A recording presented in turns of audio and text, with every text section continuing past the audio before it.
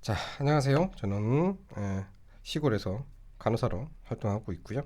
작년부터 이 성인간호학 강의를 이제 조금씩 해서 올리고 있습니다. 작년에 올릴 때는 제가 개인적으로 학생들이 이 부분 되게 어려워하겠다라고 생각했던 부분들 위주로 강의를 했었는데, 어, 그러니까 이제 학년이 올라가면서 성인간호를 처음 배우는 학생들 여러분이 이 요청을 해주셨는데, 총론 파트에서 이거 충분히 혼자서 읽고 이해할 수 있을 거라고 생각했던 파트마저도 강의를 해줄 수 없느냐 이런 그 요청이 있었어요. 저도 공부를 마치고 졸업을 하고 시험을 치고 난 이후여서 그런지 그 제가 쉽다고 느끼는 부분하고 처음 성인간호학을 공부하는 학생들이 쉽다 어렵다 느끼는 거는 차이가 좀 많이 있는 것 같아요. 그래서 작년에 좀 쉽다고 생각해서 강의를 하지 않았던 부분을 조금 보충해서 강의를 하려고 이 내용을 준비는 했고요. 처음에 성인간호학을 어떻게 접해야 되는지에 대한 좀 안내를 좀 해드리려고 해요. 워낙 양이 많고 광범위하다 보니까 어떻게 얼마만큼 해야 되는지를 잘 알 수가 없죠. 그거에 대한 그 어드바이스를 좀 해드리고 싶어서 강의를 따로 준비를 했습니다. 자, 여러분들은 학교에서 어떤 교재를 쓰시는지 모르겠는데요. 기본적으로 성인간호학 책은요, 미국의 간호학 책을 번역하는 경우가 거의 대부분이기 때문에 거의 내용이 비슷해요. 90%, 95% 이상 뭐 내용이 비슷하다라고 생각을 합니다. 물론 뭐 책을 여러 가지 출판사에 나오는 걸 참고를 하겠지만 강의 순서는 그 수문사에 나오는 서인간학 책을 기준으로 강의 순서를 좀 하도록 하겠습니다. 자, 서인간학 책은 기본적으로 두껍게 두 권으로 되어져 있죠. 그래서 서인간학 1, 서인간학 2 이렇게 두 개로 나눠져 있어요. 제일 처음 서인간학 공부하실 때요. 전체 내용이 어떤지를 보고 공부를 하셔야 되고요. 그래서 항상 그 서인간학 책 제일 앞쪽에 그 차례 있죠. 차례를 많이 보셔야 돼요. 일단 용어에 대한 이런 그 기억도 중요하고요. 지금 내가 굉장히 열심히 하고 있는데 내가 어디에서 공부를 하고 있는지를 봐야 돼요. 그게 굉장히 중요하거든요. 나중에는 문제를 볼 때 이게 심혈관 문제인지, 뭐 신경계 문제인지, 뭐 내분비계 문제인지 이게 그 소화기계랑 호흡기계랑 섞여져 있어서 정확하게 어느 파트인지를 모르고 공부를 하게 되면 암기해야 할 양이 무한대로 늘어나요. 절대로 그렇게 하시면 안 되고요. 그 각 파트별로 강론에 나오는 그 질환별로 이게 어느 장기의 문제인지를 하고 넘어가야 돼요. 그래서 앞에 차례 목록을 좀 많이 보셔야 되고요. 우리 성인간호학은 그 두 권으로 되어 있지만 크게 네 파트로 공부를 하죠. 그건 그 병원 실습 나가는 거랑 엮여져서 진도를 나가야 되기 때문에 그렇게 대부분 거의 비슷하게 아마 그 진도가 나가는 걸로 알고 있거든요. 물론 학교 사정, 그다음에 그 실습 병원의 어떤 그 상태에 따라서 순서가 바뀔 수는 있는데요. 크게 묶는 카테고리 4개는 똑같습니다.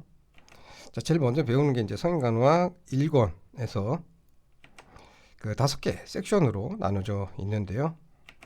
여기 수술간호까지 여기까지가 보통 1학기로 나누면 여기가 중간고사가 되겠죠.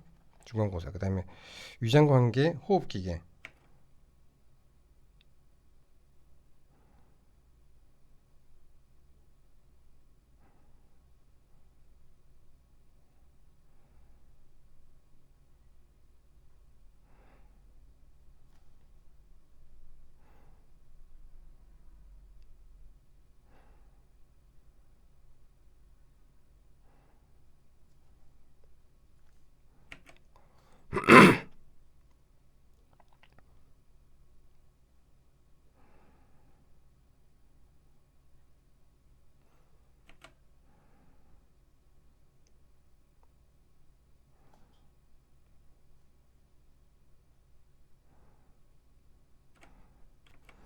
자, 그다음에 여기를 기준으로 또 나눌 수 있어요. 그 활동, 자기돌봄 장애 이게 근골격계 문제이거든요. 요거를 아마 그 중간고사 단위로 보시고 인지신경 조절 기능 요거는 신경계 얘기이고요. 조절은 내분비계 얘기거든요. 요게 아마 기말고사 정도 범위가 될 거예요. 자, 그 다음에 배뇨기계 이게 콩팥하고 소변 관계되는 내용이 있죠. 여기에 아마 굉장히 내용이 많아요. 이것도 중간고사 정도 범위고 나머지 이제 그 졸업반이니까 뭐 어려운 거 안 하거든요. 좀 최소한 쉬운 거 해야 돼요. 요거 진도 나갈 때 보통 국시 준비를 같이 문제풀이 시작을 하죠. 모의고사 공부하면서. 그러니까 4학년 2학기가 되면 기말고사 준비하고 국시 준비가 이렇게 비슷하게 나가는 요런 패턴이죠. 그러니까 요게 한 3학년 그죠? 실습이랑 같이 맞춰져서 진도가 나갈 거고 요게 4학년 실습이랑 맞춰서 아마 진도가 나갈 거예요. 대부분이 이런 패턴이고요. 그 실습 나가는 병원에 따라서 순서가 좀 바뀔 수도 있어요. 그래서 학교에서 그 진도 나가는 게 꼭 이 순서대로 나간다라고 할 수는 없는데 대충 이렇게 구성이 되어져 있으니까 그 성인관화 공부를 어떻게 해야 되는지 좀 계획을 잡는데 요 큰 그림을 가지고 하시는 게 좋습니다. 그 다음 우리가 지금 제일 먼저 해야 되는 파트가 이쪽이거든요. 굉장히 페이지 수가 많습니다. 간호실무, 병태생리적 기전, 뭐 수술 간호 이쪽 파트인데요. 요거를 우리가 보통 그 성인간호학에서 청론이라고 얘기를 합니다. 청론. 그 다음에 여기가 각각 장기들과 관련되어진 질병들을 다루는 부분입니다. 요거를 이제 각각 강론 이렇게 얘기를 하는데 중요한 거는 강론이죠. 근데 여기 강론을 공부할 때마다 공통적으로 해줘야 되는 간호하고 관련되어진 것들을 총론에서 미리 배우는 거예요. 왜냐하면 강론 하나 할 때마다 이거를 전부 다 하기에는 되게 시간이 너무 많이 걸리고 효율적이지 않기 때문에 총론을 먼저 배우게 되는데 강론을 배우지 않고 그냥 공통적인 부분만 먼저 하다 보니까 감을 잡는 게 굉장히 어렵고요. 대부분 간호학 학생들이 총론 파트 진도가 정신없이 나가고 나서 시험을 한번 딱 치고 나면 하죠. 뜨악 하는 게 여기입니다. 뜨악. 큰일 났다. 나 간호사 될 수 있을까? 왜냐하면요. 이 총론 파트를 완벽하게 이해하려면요. 이 뒤에 나오는 강론이 있죠. 1년 반 동안 배워야 하는 이 파트를 공부를 다 해야지만 그래서 이렇게 하는구나. 그래서 이게 필요한구나를 알게 돼요. 그래서 상식적으로 총론 파트에서 성적이 안 나오고 헤매는 건 똑같습니다. 그 중에서 정말 죽자고 공부하는 학생들이 있죠. 그 평균 뭐 4점 이상 나오는 거의 뭐 장학생 정도 수준이 되는 이 학생들 몇 명 빼고는 대부분 이해 못해요. 그리고 그 학생들조차도 완벽하게 이해를 하고 점수가 그렇게 잘 나오는 게 아니에요. 외워서 되는 거예요. 이거 어떻게 외우지? 전부 다 똑같아요. 이거 어떻게 외우지? 이해도 안 되는데? 그런데 그걸 외우는 학생이 있다니까요. 그거는 그 초등학교, 중학교, 고등학교 때부터 이게 뭐 학교에서 뭐 1, 2등 하고 이런 애들 있죠. 공부하는 거 똑같이 힘들고 죽도록 싫은데 그 1, 2등 해본 애들 있잖아. 그 성취감 때문에 이걸 해낸다니까 얘네들은. 우리 보통 독한 놈들이라고 얘기하는 애들이 그런 애들이에요. 근데 그런 애들이 나중에 병동 가면 잘한다니까.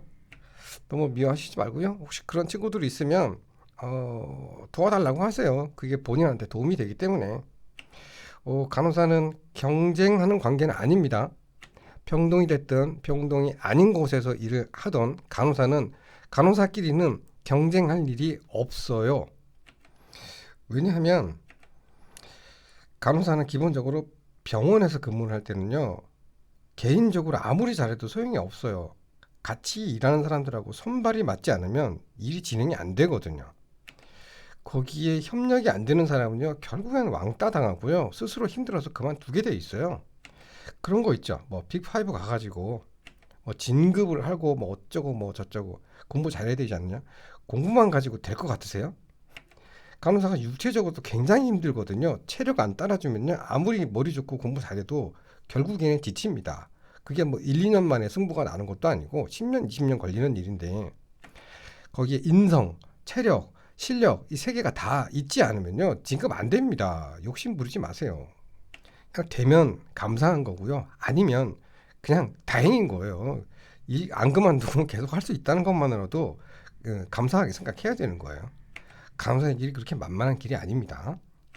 자, 어쨌든 이 부분은 졸업할 때쯤 돼야지 이해가 된다라는 거 기본적으로 깔고 가시고요.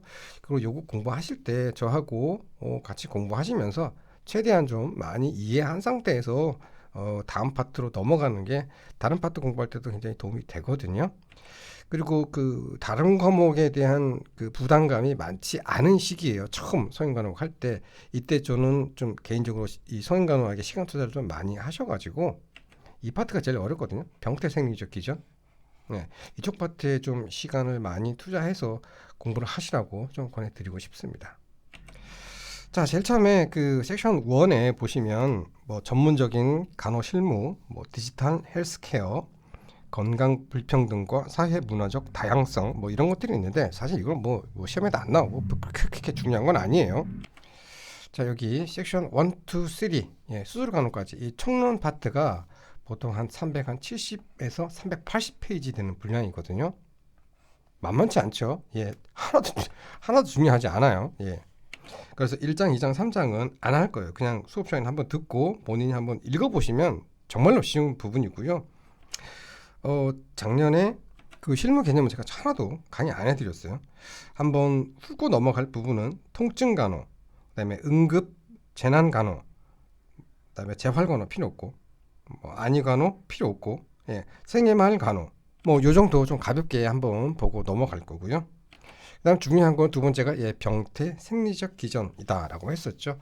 여기서 제일 중요한 게 염증 반응 나오고 그다음에 면역 관계되는 얘기 나오고 여기는 뭐 국시에도 굉장히 잘 나오는 거고 모든 그 질병의 첫 번째는 염증하고 관련되어진 무슨 염 이렇게 이 병들이 제일 처음 나오거든요. 그래서 염증하고 상처 관리 부분 공부하셔야 되고 그다음에 면역하고 장기 이식 파트가 있는데요. 면역도 되게 어렵습니다. 기본적인 이론이 요거 다 엮여지는 부분이거든요. 상처가 나서 염증이 생기고 그다음에 면역 반응이 생기면서 상처가 아물어야 되잖아요. 이게 1년의 과정이고요.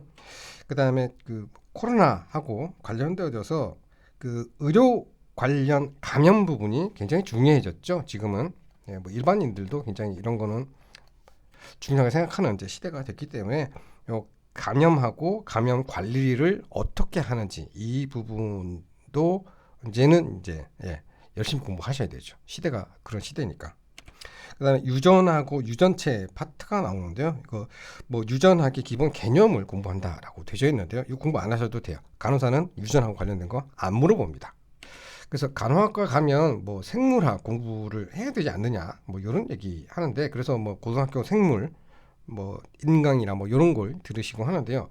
거기 들으실 때 유전 파트 들으시면 안 돼요. 그 고등학교 과정에서 그 분량의 2분의 1이 유전하고 관련되어진 거거든요. 거기에 시간 안 빼셔도 안 뺏겨도 돼요. 그 이 유전 파트는 이제 실무에 가가지고 유전 질환하고 관련되어진 그런 병동에서 근무를 하는 간호사가 아니면 간호사는 안 써요. 그리고 이 공부하려면 시간 너무 많이 뺏기거든요. 그래서 그 간호학과 다니시는 동안에는 유전하고 관련된 공부는 안 하셔도 된다. 요거만 좀 하시고 패스할게요. 자, 그 다음에 제일 어려운 게 성인 간호학에서 제일 어려운 게 체액 전해질 불균형, 산염기 불균형 이거거든요. 이거는 제가 작년에 어마무지하게 시간 투자를 해서 강의를 해놨으니까 그것도 2번을 했어요.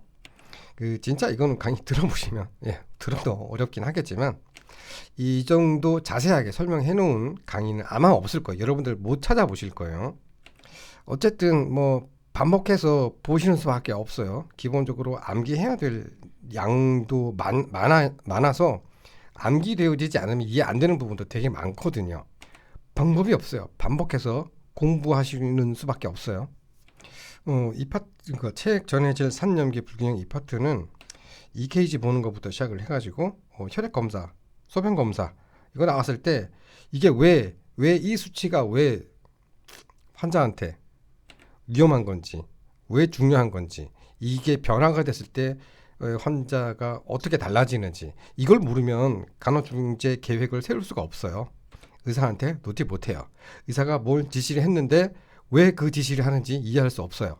정말 기본 중에 기본이기 때문에 졸업하기 전까지 이해를 못했다면 졸업하고 나서라도 다시 공부해서 이걸 이해해야지만 진짜 간호사가 되는 거거든요.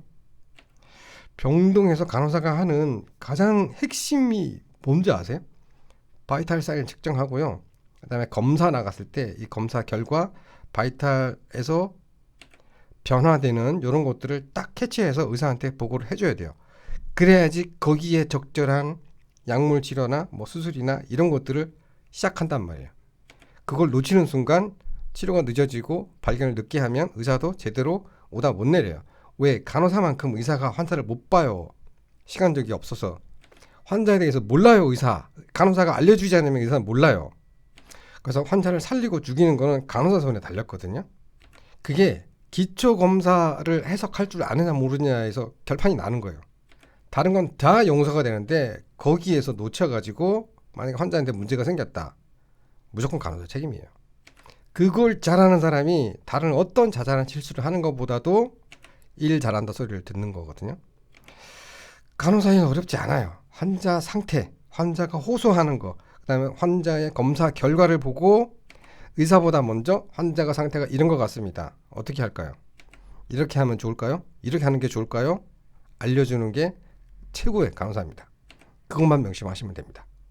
보고하고 났는데 의사가 안 해줘서 문제가 생기는 거는 간호사 책임이 아니에요. 의사한테 책임을 떠넘기는 방법이에요. 그게 병동에서 오래 살아남는 가장 중요한 노하우입니다. 자, 그 다음에 총론 제일 마지막 부분이 이제 수술간호인데요. 수술간호는 어떤 질환이든지 간에 제일 마지막은 수술이에요. 제일 확실하게 치료할 수 있는 방법이 수술이기 때문에 어떤 질병이든지 수술간호는 공통적으로 들어갑니다. 여기에 다 들어가는 거 요거 하나로 퉁치겠다는 뜻이에요. 뭐 어렵진 않으니까 나중엔 지겨울 정도로 반복해서 들으실 거예요. 이거 내용 할 때마다 나오거든요. 그래서 그걸 먼저 공부를 하신다라고 생각을 하시면 되겠습니다. 자, 차례 설명만 해도 굉장히 길어졌네요. 어쨌든 자, 첫 번째, 두 번째, 세 번째 거 빼고 네 번째 통증간호부터 할 건데요. 자, 통증간호가 어떤 내용들이 있는지를 보고 들어가야 돼요. 통증간호 책 총 5개로 되어져 있습니다. 성인간호 공부하는 공통적인 방법이에요. 전체 그 작은 제목을 먼저 보셔야 돼요. 제일 처음에 통증을 어떻게 정의할 건지 볼 거고요. 통증 과정에는 어떤 것들이 있는지, 그다음에 통증 이론이 있다네요. 이게 뭐 어떤 이론인지 볼 거고요. 통증을 분류를 할 건데 이건 뭐 아픈 부위라든지 뭐 얼마 동안 아팠는지 뭐 이런 거에 따라서 급성, 만성 뭐 이렇게 나누는 그런 것들 얘기고요.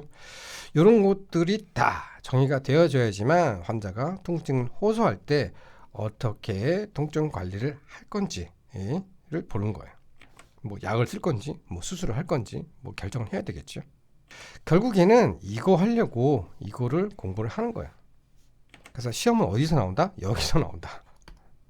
아시겠죠? 그래서 공부를 하다가 중간에 멈춰버리면 진짜로 중요한 걸 공부를 못 한다니까. 그래서 공부를 할 때는 끝까지 가야 돼요. 내가 중간에 모르는 게 있다 하더라도 끝까지 가야 돼. 끝까지 가고 뭐가 제일 중요한 건지를 알아내야 돼요.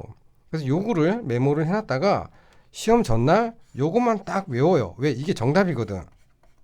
공부 이렇게 하는 겁니다. 절대로 중간에 포기하시면 안 돼요. 다음 시간에 통증간호 하나하나 보도록 할게요. 어렵진 않습니다. 전체를 파악을 하고 이런 흐름으로 쭉 가다가 제일 마지막에 통증은 이것만 알면 되는구나. 이것만 메모를 딱 해놓고 형광펜으로 딱 칠해놓고 시험 전날 얘만 보면 돼요. 국시하는데 성인간호 책을 언제 다 보죠? 내가 줄 쳐놨잖아. 외워야 되는 거. 얘만 보면 돼. 문제집 많이 푼다고? 물론 도움 되죠. 문제집 풀어야 돼요. 근데 아마 모든 성인간호학 그 강의를 하시는 선생님들의 공통적인 얘기가 그걸 기본 개념이 안 잡혔는데 문제를 풀면 그거 언제 다 외우냐고. 그 기본 개념이 뭔데? 얘라니까 얘. 내가 이렇게 딱 표시해 놓은 거 결론만 알면 돼. 시험은 평소에 공부할 때는 자질구레한 거 이런 걸 다 공부를 해놓고 데이터가 많아야지 그거에 대한 개념이 쉽게 잡힌단 말이에요. 개념은 그렇게 잡고 개념을 외우는 건 아니에요. 다음에 생각 안 나면 한 번 더 보면 돼. 개념은 이해만 하시고요. 암기는 결론만 알면 돼. 중간고사 이걸로 보는 거고 이거 다 모아서 국시 보는 거예요. 그래서 국시 준비는 따로 하는 게 아니에요. 이걸 일주일 만에 한 달 만에 어떻게 요약을 해서 어떻게 문제를 풀 건데 내가 외웠던 거 한 번 더 보는 거예요. 그러면 짧은 시간에 정리가 되는 거고 그 다음에 문제를 기출 문제를 쫙 푸는 거지. 이렇게도 나올 수 있구나. 말 이렇게 꼬우면 내가 당하겠구나. 그러고 시험 치는 거예요. 아셨죠? 다음 시간에 통정간호 바로 들어가겠습니다.